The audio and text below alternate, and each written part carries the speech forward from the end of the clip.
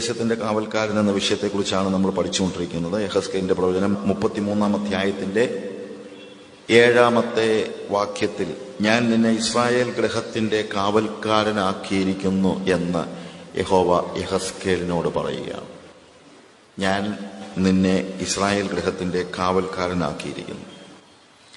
ഞാൻ പറഞ്ഞു, കാവൽക്കാരൻ എന്ന് പറയുമ്പോൾ പാറാവ് നിൽക്കുന്ന ഒരു വാച്ച്മാൻ എന്ന നിലയിലല്ല നമ്മൾ കാണേണ്ടത്. പ്രത്യുത ഒരു പട്ടണത്തിന്റെ ഏറ്റവും സ്ട്രാറ്റജിക്കായിട്ടുള്ള സ്ഥലത്ത് ഒരു വലിയ വാച്ച് ടവർ, ഒരു കാവൽ മാടം, കാവൽപുര, ആ കാവൽപുരയുടെ മുകളിൽ നിന്ന് നോക്കിയാൽ ചുറ്റുപാടുമുള്ളത് സകലതും അവന് കാണാൻ കഴിയും. അങ്ങനെ ആ കാവൽപുരയിൽ നിന്നുകൊണ്ട് പട്ടണത്തിന്റെ ഉള്ളിലും പുറത്തുമുള്ള ശത്രുക്കളുടെ ആഗമനത്തെ, അഥവാ ഇവിടെ ഉപയോഗിച്ചിരിക്കുന്നത് വാൾ എന്ന നിലയിലാണ്, ആഗമനത്തെ കണ്ട് അതിനെ ജനങ്ങൾക്ക് ബോധ്യപ്പെടുത്താൻ വേണ്ടി കാഹളമൂതുന്ന ഒരു കാവൽക്കാരൻ. അതാണ് കാവൽ എന്ന് പറയുമ്പോൾ നമ്മളിവിടെ മനസ്സിലാക്കേണ്ടത്. എന്നാൽ ഇവിടെ ഒരു വ്യത്യാസമുണ്ട്. എപ്പോഴും നമ്മൾ ഈ ഉപമകളും മറ്റുള്ളതൊക്കെ ഉപയോഗിക്കുമ്പോഴത്തേക്ക് ഒരു പരിധിവരെ അതിൻ്റെ ഡീറ്റെയിൽസ് എല്ലാം നമുക്ക് ഇതിനെ വിശദമാക്കാനായിട്ട് പറ്റില്ല. ഇതിന്റെ ഒന്നാമത്തെ ഒരു പ്രോബ്ലം, ഇവിടെ വാൾ വരുത്തുന്നത് കർത്താവ് തന്നെയാണെന്നാ കർത്താവ് പറയുന്നത്, ഇല്ലേ? അവിടെ നമ്മൾ യെഹെസ്കേലിന്റെ പുസ്തകം 33-ാം അധ്യായത്തിൽ അവിടെ തുടങ്ങുമ്പോൾ തന്നെ 2-ാമത്തെ വാക്യത്തിൽ, മനുഷ്യപുത്ര, നീ നിന്റെ സ്വജാതിക്കാരോട് പ്രവചിച്ച് പറയേണ്ടത്, ഞാൻ ഒരു ദേശത്തിന്റെ നേരെ വാൾ വരുത്തുമ്പോൾ. വരുന്നത് ശത്രുവായിരിക്കും, വരുന്നത് അയൽരാജ്യമായിരിക്കും. പക്ഷേ അതൊന്നും ദൈവം അറിയാതെ അല്ല, ദൈവം വരുത്തുന്നതാണ്. ഇപ്പം ഇവിടെ യെഹെസ്കേലിന്റെ പുസ്തകത്തിന്റെ പശ്ചാത്തലത്തിൽ കർത്താവ് പറയുന്നത് അവർ ബാബിലോണിൽ പ്രവാസത്തിലായിരിക്കുന്നു. ആ പ്രവാസത്തിലായിരിക്കുന്നത് ദൈവം അറിയാതെ ചെയ്ത ഒരു കാര്യമൊന്നും അല്ല. അവരുടെ പിതാക്കന്മാരുടെ പാപങ്ങൾ നിമിത്തം ദൈവം അവർക്ക് മാനസാന്തരത്തിന് വഴിയുണ്ടാകേണ്ടതിന് ശത്രു സൈന്യത്തെ അയക്കുകയാണ്.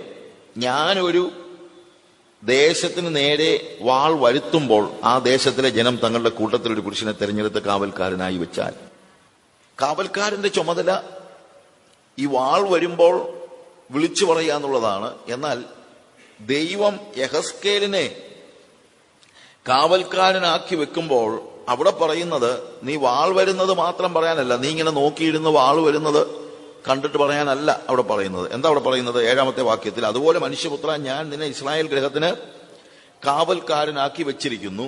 നീ എന്റെ വായിൽ നിന്ന് വചനം കേട്ട് എന്റെ നാമത്തിൽ അവരെ ഓർമ്മപ്പെടുത്തണം.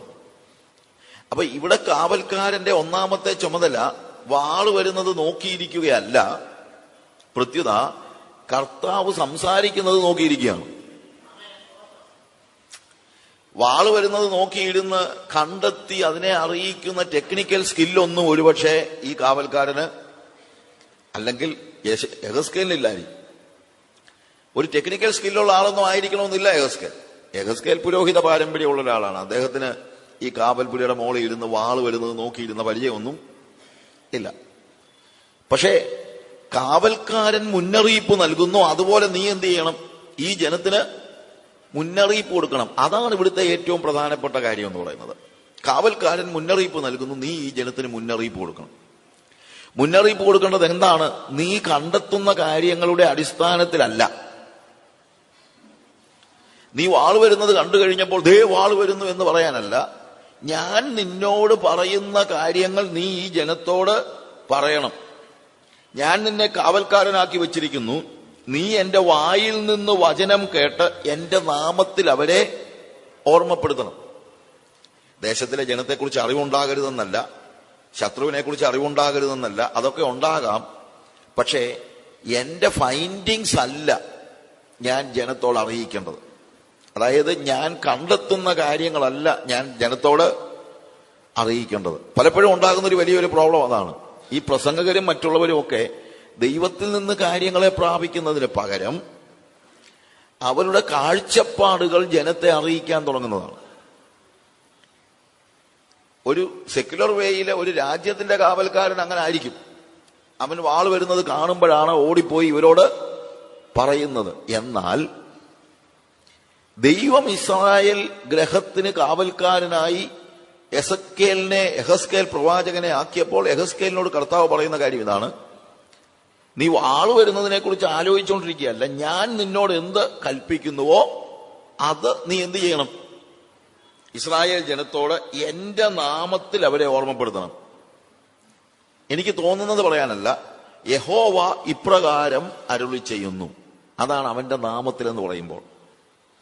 ഒരു പ്രവാചകനെ സംബന്ധിച്ചിടത്തോളം പ്രബോധനത്തിന് മുമ്പ് അവൻ ദൈവത്തിൽ നിന്ന് കേൾക്കുന്നവനായിരിക്കണം.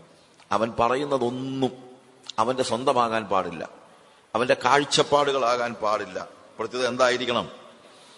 ദൈവം അവനോട് സംസാരിച്ചതായ കാര്യങ്ങൾ മാത്രമേ അവന് പറയാനായിട്ട് കഴിയുള്ളൂ. ഇതിനെക്കുറിച്ച് ഞാൻ പിന്നീട് സമയമനുസരിച്ച് കുറെ കൂടെ വിശദമാക്കാൻ ആഗ്രഹിക്കുന്നുണ്ട്. എന്നാൽ ഇവർ ചെന്ന് പറയുമ്പോൾ അവരത് അക്സെപ്റ്റ് ചെയ്യാൻ സാധ്യതയില്ലെന്ന് തന്നെയല്ല, നമ്മൾ മൂന്നാമത്തെ അധ്യായത്തിൽ നമ്മൾ വായിക്കുമ്പോഴത്തേക്ക് അവർ കേൾക്കത്തില്ലെന്ന് തന്നെ കർത്താവ് അങ്ങ് കട്ടായം പറഞ്ഞിരിക്കുകയാണ്. നീ ചെന്ന് പറഞ്ഞാലും അവര് കേൾക്കത്തില്ല എന്ന് പറഞ്ഞിരിക്കുകയാണ്. മൂന്നാം അധ്യായത്തിൽ 7-ാം വാക്യത്തിൽ, ഇസ്രായേൽ ഗൃഹമോ നിന്റെ വാക്ക് കേൾക്കയില്ല. എന്റെ വാക്ക് കേൾക്കാൻ അവർക്ക് മനസ്സില്ലല്ലോ. ഇസ്രായേൽ ഗ്രഹമൊക്കെയും കടുത്ത നെറ്റിയും കഠിന ഹൃദയമുള്ളവരത്രേ, കേൾക്കത്തില്ല. പക്ഷെ കേട്ടില്ലെങ്കിലും നീ എന്ത് ചെയ്യണം? ചെന്ന് പറയണം. എന്താ പറയേണ്ടത്? പറയേണ്ടത് ഞാൻ നിന്നെ വാലല്ല തലയാക്കുമെന്നല്ല. എന്താ? അതാ ഇന്ന് പ്രവാചകൻ ചെന്ന് പറയുന്നതല്ല, നീ എന്തോ കാണിച്ചാലും കുഴപ്പമില്ല, നിന്നെ വാലല്ല തലയാക്കുമെന്ന്. അല്ല പ്രിയമുള്ളവരെ, അതല്ല പ്രവചനത്തിന്റെ ദൂത് എന്ന് പറയുന്നത്. പ്രവചനത്തിന്റെ ദൂത് എന്ന് പറയുന്നത്, പ്രവാചകൻ പറയേണ്ടത്, ദൈവത്തിന് ഈ സഭയോടുള്ള ആ ദൂത് എന്ന് പറയുന്നത് വാള് വരുന്നു എന്ന് പറയുന്നതാണ്. ദൈവത്തിന്റെ ന്യായവിധി വരുന്നു എന്ന് പറയുന്നതാണ്. കർത്താവിന്റെ വരവ് സമീപസ്ഥമായിരിക്കുന്ന ഈ സാഹചര്യത്തിൽ ദൈവിക വിശുദ്ധിയിൽ ജീവിക്കാത്ത ജനതയ്ക്ക് വേണ്ടി ദൈവം ഒരുക്കിയിരിക്കുന്നത്, അത് സഭയ്ക്കുള്ളിലാണ് ഉള്ളവരാണെങ്കിലും പുറത്തുള്ളവരാണെങ്കിലും അവർക്ക് വേണ്ടി ദൈവം ഒരുക്കിയിരിക്കുന്നത് കത്തുന്ന തീപ്പൊയ്കയാണ്. അപ്പോൾ ഈ സത്യമാണ് വിളിച്ചു പറയേണ്ടത്. ഈ വിശുദ്ധിയുടെ ദൂതാണ് പറയേണ്ടത്. ഇന്നത്തെ വലിയ പ്രശ്നം, സഭയിൽ വിശുദ്ധിയുടെ ദൂത് കേൾക്കാനില്ല. നമ്മൾ പണ്ടൊക്കെ ഉപയോഗിച്ചുകൊണ്ടിരുന്ന, സഭകളിൽ ഉപയോഗിച്ചുകൊണ്ടിരുന്ന വാക്കുണ്ട്, ക്രമീകരണം പ്രാപിക്കുക. പക്ഷെ ഇന്ന് ക്രമീകരണം പ്രാപിക്കുന്നതിനെ കുറിച്ച് ആരും പറയുന്നില്ല. ഉണ്ടോ? ഇല്ല, അതൊന്നും വിഷയമല്ല. എന്ത് ചെയ്താലും വന്നിരുന്ന് ആരാധിക്കാം. ക്രമീകരണം എന്നുള്ള വാക്കില്ല. ഞാൻ 40 വർഷമായി ഈ സഭകളിൽ ജീവിക്കുകയും പ്രവർത്തിക്കുകയും പ്രസംഗിക്കുകയും പ്രബോധിപ്പിക്കുകയും ഒക്കെ ചെയ്യുന്ന ആളാ. ഈ 40 വർഷത്തെ എൻ്റെ ഈ വിശ്വാസ യാത്രയുടെ, 40-ലേറെ വർഷത്തെ ഈ വിശ്വാസ യാത്രയുടെ ആ ഘട്ടങ്ങൾ ആലോചിച്ച് നോക്കുമ്പോൾ പണ്ട് കാലവും ഈ കാലവും തമ്മിലുള്ള വ്യത്യാസം ഭയങ്കര വ്യത്യാസമാണ്.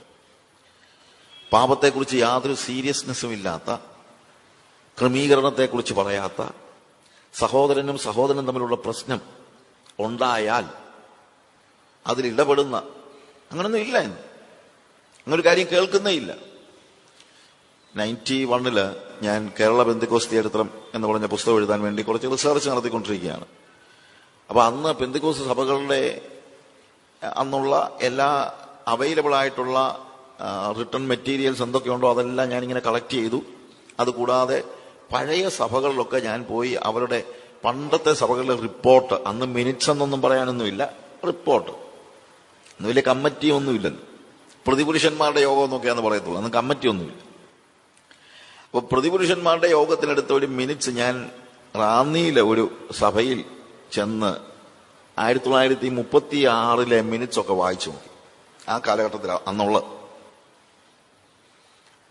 അപ്പൊ അന്ന് അത് വായിച്ചപ്പോഴ് അതിനകത്ത് ഒരു പ്രത്യേക കാര്യം എഴുതി എനിക്ക് പെട്ടെന്ന് നോട്ട് ചെയ്തു. സഭയിലുള്ള 2 പേര് തമ്മിലൊരു പ്രശ്നം ഉണ്ടായി. പ്രശ്നം എന്താ? അങ്ങോട്ടും ഇങ്ങോട്ടും പറഞ്ഞ കൂട്ടത്തിൽ അവർ ഉപയോഗിച്ചിരിക്കുന്ന വാക്കാണ്, ഞാൻ ഈ വീട്ടുപേരൊന്നും ഞാൻ കൃത്യമായിട്ട് ഓർക്കുന്നില്ല, എന്തോ ആയിക്കോട്ടെ, കുന്നുകാലായിൽ തോമസ് കുട്ടി, വാഴക്കാലായിൽ ചാക്കോച്ചനുമായി, ബാക്കിയുള്ള കാര്യം കറക്റ്റ് എഴുതിയിരിക്കുകയാണ്. വാക്കിൽ തെറ്റിയതിനാൽ അവരെ തിരുവത്താഴത്തിൽ നിന്നും മറ്റുള്ള ശുശ്രൂഷകളിൽ നിന്നും തിരുത്തി നിർത്തിയിരിക്കുന്നു. എന്ത് ചെയ്തെന്ന് പറഞ്ഞത്? വാക്കിൽ തെറ്റി. അതായത് അങ്ങോട്ടും ഇങ്ങോട്ടും സംസാരിച്ച കൂട്ടത്തിൽ ചൂടായിട്ട് സംസാരിച്ചു. ചീത്തയൊന്നും വിളിച്ച് കാണത്തില്ല, അന്ന് അത്രയൊന്നും വേണ്ട അല്ലേ? ചെറിയ കാര്യമായിരിക്കും. വാക്കിൽ തെറ്റിയത് കൊണ്ട് ആ രണ്ട് വ്യക്തികളും ക്രമീകരണം പ്രാപിക്കുന്നത് വരെ തിരുവത്താഴത്തിൽ നിന്നും ശുശ്രൂഷകൾ സാക്ഷി പറയാൻ പോലും അവസരമില്ല. ഞാൻ ആലോചിച്ചു, ഇന്നിപ്പം വാക്കിൽ തെറ്റുന്നത് പോയിട്ട് വാക്കത്തിൽ തെറ്റിയാൽ ഒരുത്തരെ മാറ്റി നിർത്തത്തില്ല. അതിനും പക്ഷം പിടിക്കാൻ ആളുണ്ട് അല്ലേ? അതിനും പക്ഷം പിടിക്കാൻ ആളുണ്ട്. അപ്പൊ വിശുദ്ധിയെക്കുറിച്ചുള്ള സകല ചിന്തകളും ദൂതുകളും എല്ലാം മാറിക്കൊണ്ടിരിക്കുകയാണ്. ഞാൻ കണ്ടുകൊണ്ടിരിക്കുന്ന കാര്യങ്ങൾ, അല്ലെങ്കിൽ എന്റെ അനുഭവത്തിൽ നിന്ന് ഞാൻ പറയുന്ന കാര്യം അതാണ്. പഴയ കാലത്ത് എപ്പോഴും നമ്മൾ സംസാരിച്ചുകൊണ്ടിരുന്നത് പാപം ചെയ്യരുതെന്നും പാപത്തിനെതിരായി പ്രസംഗിച്ചുകൊണ്ടിരുന്നു. പഴയ കാലത്ത് പാപത്തിനെതിരായിട്ട് പ്രസംഗിച്ചുകൊണ്ടിരുന്നവർ വരെ ഇന്ന് പാപത്തിനെതിരായിട്ട് സംസാരിക്കുന്നില്ല. ഒരുപക്ഷെ അന്ന് വീടോടെ സംസാരിച്ച പലർക്കും ഇന്നിപ്പോ സംസാരിക്കാനുള്ള പ്രാഗൽഭ്യം പോലും ഇല്ലാതെ വന്നിട്ടുണ്ട്. കാരണം അവരുടെ തന്നെ ജീവിതത്തിൽ എന്ത് സംഭവിച്ചിട്ടുണ്ട്? പാപം സംഭവിച്ചിട്ടുണ്ട്. പിന്നെ അങ്ങനെ വിളിച്ചു പറയുന്നത്. പിന്നെ വേറെ ചില കൂട്ടരുണ്ട്, എന്നാ പാപം ചെയ്താലും എന്നാലും വന്നു നിന്ന് വിശുദ്ധി പ്രസംഗിക്കുന്നവരും ഉണ്ട്, ഇല്ലെന്ന് ഞാൻ പറയുന്നില്ല. പിന്നെ ആര് വിശുദ്ധി പ്രസംഗിച്ചാലും പ്രസംഗത്തിന് അതിന്റെ ശക്തിയുണ്ട്. കായംകുളം കൊച്ചുണ്ണി മോഷ്ടിക്കരുതെന്ന് പറഞ്ഞാലും മോഷ്ടിക്കരുത് എന്ന് പറയുന്നത് സത്യമാണ്. പ്രസംഗിക്കുന്നത് ചിലപ്പം കായംകുളം കൊച്ചുണ്ണി ആയിരിക്കും. പക്ഷെ ദൈവസഭയിൽ കായംകുളം കൊച്ചുണ്ണി മോഷ്ടിക്കരുതെന്ന് പ്രസംഗിക്കുന്ന പ്രസംഗം കേൾക്കാനല്ല നമ്മൾ വന്നിരിക്കുന്നത്. ഞാൻ പറഞ്ഞ മനസ്സിലാക്കണം. പാപം ചെയ്തവൻ മാറി നിൽക്കട്ടെ. വിശുദ്ധിയോടെ ജീവിക്കുന്നവർ ദൈവവചനം പ്രബോധിപ്പിക്കട്ടെ. ജീവിത വിശുദ്ധിയില്ലാത്ത ആളുകൾ പ്രസംഗിക്കുന്നത് ആണ് ഈ കാലയളവിൽ ഉണ്ടായ വലിയ ഒരു പരാജയം. നമ്മുടെ സഭകളിലൊക്കെ പറ്റിയ പരാജയം അതാണ്. അതുകൊണ്ടെന്താ? നിങ്ങൾ നിമിത്തം ജാതികളുടെ ഇടയിൽ എന്റെ നാമം ദുഷിക്കപ്പെടുന്നു. പണ്ടൊക്കെ സുവിശേഷം പറയാൻ പോകുമ്പോഴത്തേക്ക് അവര് നമ്മൾ ആരോട് പറഞ്ഞാലും അവർ യുക്തിവാദം പറഞ്ഞുകൊണ്ട് വരും, കമ്മ്യൂണിസം പറഞ്ഞുകൊണ്ട് വരും, പാരമ്പര്യം പറഞ്ഞുകൊണ്ട് വരും, ഒക്കെ ഉണ്ടായിരുന്നു. ഇന്നിപ്പോ സുവിശേഷം പറയാൻ പോകുമ്പോൾ ഇവരാരും ഒന്നും മിണ്ടുന്നില്ല. അവരൊക്കെ പറയുന്നത് ഒക്കെ ശരിയാ മോനെ, പക്ഷെ ഇന്നാര് നിങ്ങളുടെ കൂടെ അല്ലയോ അല്ലേ? അതോടെ നമ്മുടെ ഇടപാട് തീർന്നു. അതുകൊണ്ടാണ് കർത്താവ് തന്നെ പറയുന്നത്, എന്റെ നിമിത്തം നിങ്ങൾ നിമിത്തം എന്റെ നാമം ജാതികളുടെ ഇടയിൽ ദുഷിക്കപ്പെടുന്നു. അതൊരു ഒരു അലേർട്ടിംഗ് സിറ്റുവേഷനാണ്. അതിന്റെ ഒന്നാമത്തെ കാരണം വിശുദ്ധി സഭയുടെ മുഖമുദ്രയാകുന്നില്ല. ഞാനിപ്പോഴും ആലോചിക്കുന്നുണ്ട്, 41 വർഷം ആ സമയത്ത് ഞാൻ ആദ്യമായിട്ട് ഒരു സഭയിൽ എന്നെ എല്ലാവരുടെ വിളിച്ചതനുസരിച്ച് ഞാനൊന്ന് പോയതാണ്. ഫസ്റ്റ് ടൈമാണ് ഒരു സഭയിലെ യോഗത്തിന് ഞാൻ അറ്റൻഡ് ചെയ്യുന്നത്. വൈകുന്നേരമാണ്, രാത്രിയിലാണ്. എനിക്ക് ആ സഭയ്ക്കകത്തോട്ട് കയറി ഇരിക്കാൻ നോക്കിയിട്ട് എനിക്ക് അവിടെ ഇരിക്കാൻ പറ്റിയില്ല. എന്ന് ചോദിച്ചു കഴിഞ്ഞാൽ അവിടെ ഇരിക്കുന്ന എല്ലാവരും വിശുദ്ധന്മാരും ഞാൻ മാത്രം അശുദ്ധനായ ഒരു പാപിയുമാണെന്ന് എനിക്കങ്ങ് തോന്നി. ഭയങ്കര പാപബോധം. എനിക്കിരിക്കാൻ പറ്റുന്നില്ല, തീക്കാതിരിക്കുന്ന പോലെയാണ്. ഞാൻ പ്രസംഗമൊന്നും കേട്ടില്ല. അവർ പാട്ട് പാടിക്കൊണ്ടിരിക്കുകയാണ്, ഞാൻ പ്രസംഗമൊന്നും കേട്ടില്ല. പ്രസംഗം കേൾക്കുന്നതിന് മുമ്പത്തെ കാര്യം ഞാൻ പറഞ്ഞത്, എനിക്ക് അകത്തോട്ട് കയറി ഇരിക്കാൻ പറ്റുന്നില്ല. ഞാൻ അവിടെ നിന്ന് എണീറ്റ് പോയി, പുറത്തുപോയി ഭയങ്കരമായിട്ട് കരഞ്ഞു. ആരും കണ്ടില്ല, രാത്രിയാ.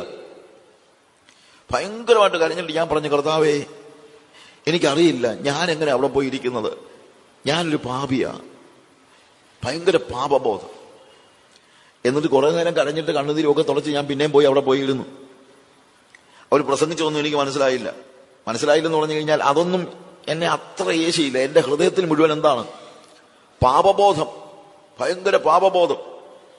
മീറ്റിംഗ് കഴിഞ്ഞപ്പോൾ ഞാൻ അവരോട് ചോദിച്ചു, നിങ്ങൾക്കൊക്കെ എന്നെ ഇത്രയും സന്തോഷം? എനിക്ക് സന്തോഷമില്ലല്ലോ.